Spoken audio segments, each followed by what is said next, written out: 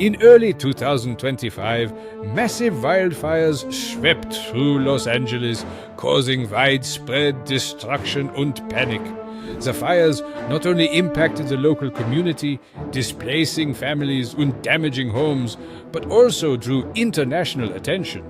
Speculation arose regarding the role of Elon Musk's Starlink satellites, with some theorizing that their laser technology could inadvertently generate extreme heat if misaligned. Additionally, concerns emerged about electromagnetic waves potentially altering natural temperature balances.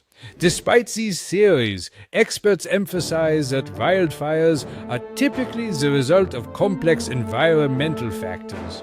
Understanding the true causes requires thorough scientific investigation and data analysis.